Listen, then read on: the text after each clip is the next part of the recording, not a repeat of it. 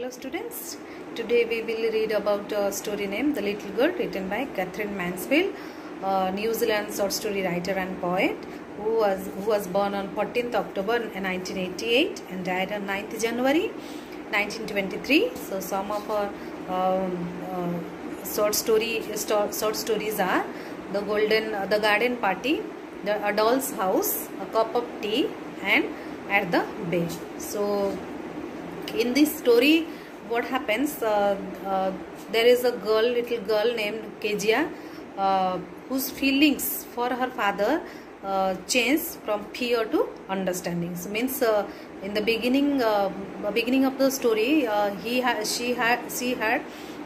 fearness towards her father, but at the end of the story, she understood that her father also loved her very much. So let's read the story. To the little girl, he was a figure to be feared. So to the little girl, here is the name of the girl is Kezia, and he is her father. So he was a figure to be feared. Means the little girl's father his figure was that somebody, by seeing his figure, somebody will be feared and avoided. Every morning before going to work, he came into her room and gave her a casual kiss. So before going to office, Kezia's father usually comes to Kezia's room and gives her a casual kiss, to which is responded with a goodbye, father. And there was a glad sense of relief. Means the same time Kezia feels very relief when her father goes to office, because she heard the noise of the carriage growing fainter and fainter down the long road. She gets a sense of relief when her father goes out from the room. In the evening, when he came home, she stood near the staircase and heard his loud voice in the hall, "Bring my tea into the drawing room." So when her father comes back to home, then he usually shouts that, "Bring my tea. Hasn't the paper come yet? Mother, go and sip my papers out there and bring me my slippers." So he usually uses or tells in a commanding voice to bring newspaper, to bring cup of tea, or to bring the slippers. So Kezia mother would call to her, "If you are a good girl, you can come down and take a father's boots." So that time mother usually tells to Kezia to come down from the staircase and to take his father's boot out. So by that time he had his spectacles on and looked at her over them in a way that was terrifying to the little girl. And the way the spectacles are on and the way Kezia's father looked at her, so that was very terrifying to the little girl Kezia. "Well, Kezia, hurry up and pull up these boots and take up them outside. Have you been a good girl today?"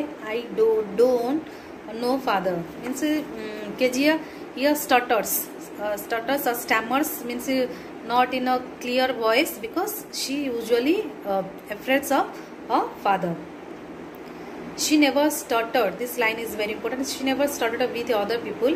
Had it given it up, but only with father, because then she was trying to so hard to say the words properly, because she never feels comfortable.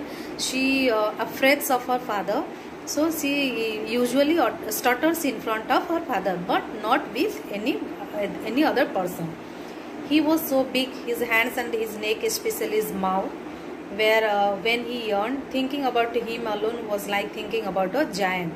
So Kezia feels her father like a giant.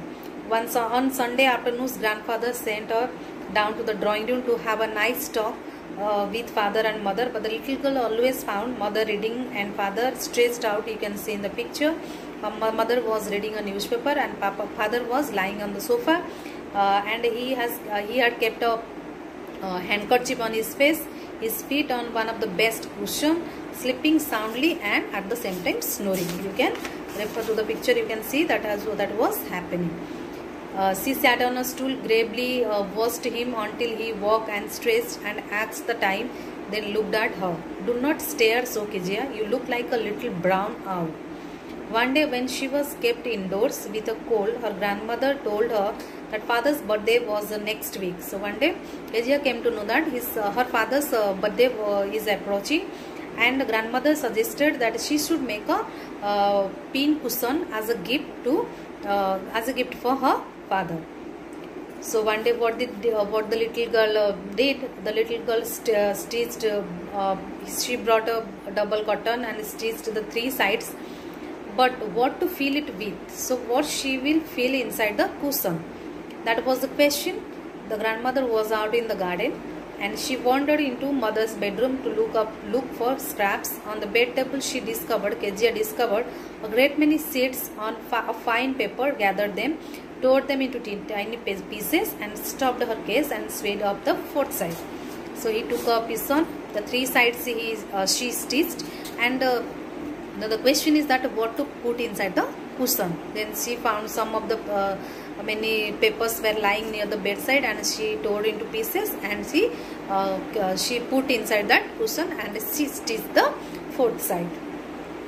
That night there was a hue and cry in the house. Hue and cry means that noise in the house. Father's great speech for the Port Authority had been lost.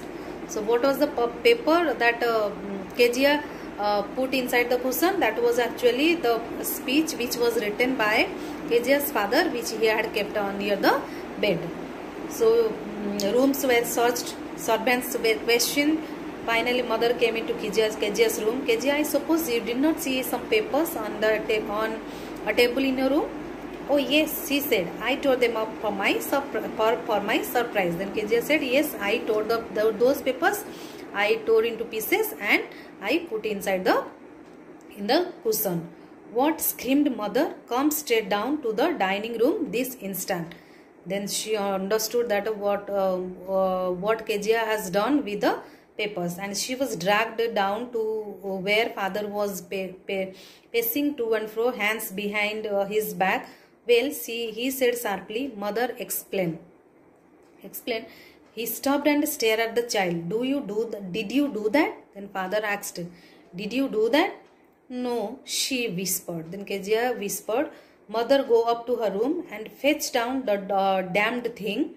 See that the child's put to bed this instant. So crying too much to explain, she lay in the shadowed room watching the evening light make a sad little pattern on the floor.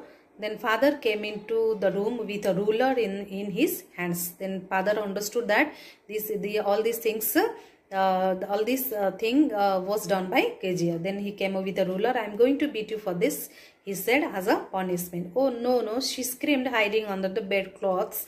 He pulled them aside. Sit up, he ordered, and hold out your hands. You must be taught once and for all not to touch what doesn't belong to you. Then father said, you should be punished and you should understand that you should not touch the things which do not belong to you. Then, but it was for your birthday, father. Then Kezia said, I took the papers because I want to make a surprise gift for your birthday.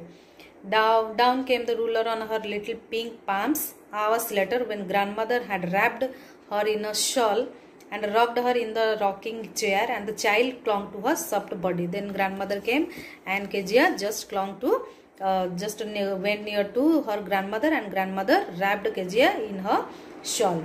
What did God make fathers for? She sobbed. She cried. Kezia cried that why God has made fathers. Here is a clean hanky, darling. Blow your nose. Go to sleep. But you will forget all about it in the morning. So grandmother consoled the child not to cry. But the child never forgot. Next time she saw him, she quickly put both hands behind her back and a red color flew into her cheeks. So next morning when she saw her father, it reminded her that what happened the last night, and by seeing her father she kept her hands back, because that last night she was punished by her father. But the child never forgot. Next time she saw him, she quickly put both hands behind her back. The McDonald's lived next door. This is about another person neighbor of Kezia. The McDonalds lived next door. They had 5 children.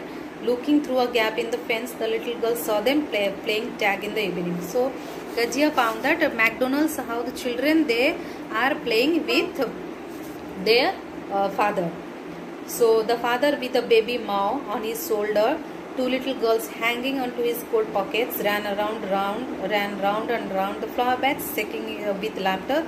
Once saw the boys turn the hose on him, and he tried to catch them, laughing all the time. So Kezia saw that how in one of his neighbors, the children of his neighbors, they are playing with his father very happily and peacefully. Then she decided they were different sorts of father.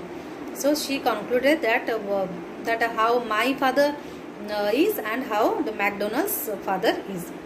So suddenly one day mother became ill, and she and grandmother went to the hospital. The little girl was left alone at home, and that was all right in the daytime. But what happened the next time? But while Alice was putting her to bed, Alice was the cook.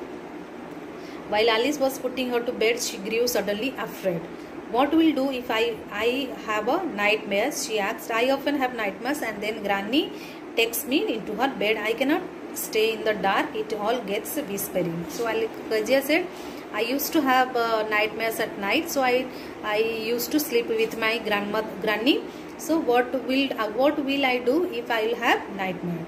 You just go to sleep, child, Alice said, pulling off her socks, and do not you scream and wake your poor father.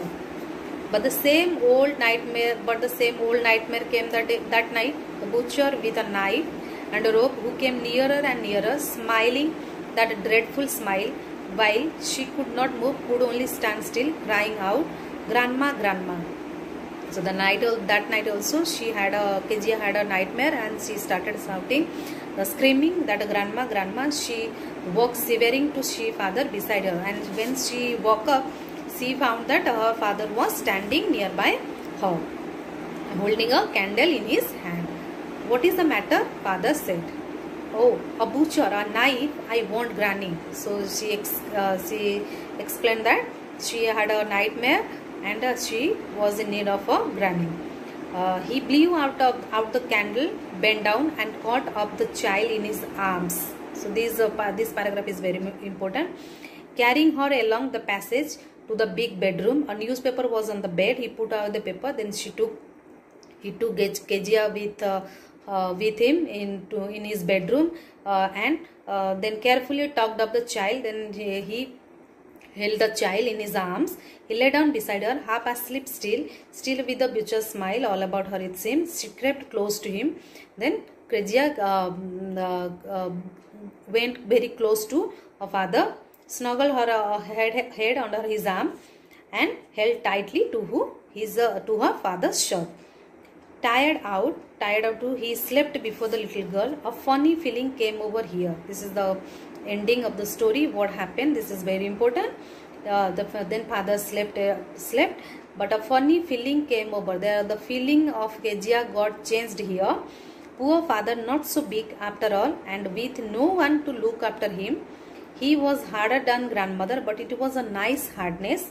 And every day he had to work, and was too tired to be a Mr. McDonald. She had torn up all his beautiful rings. She tired suddenly and sighed.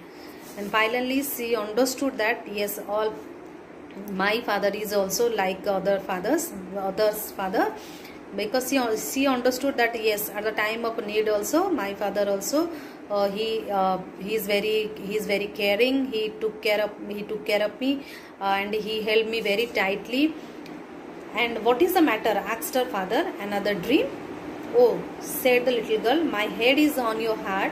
I can hear it going. What a big heart you have got, father dear.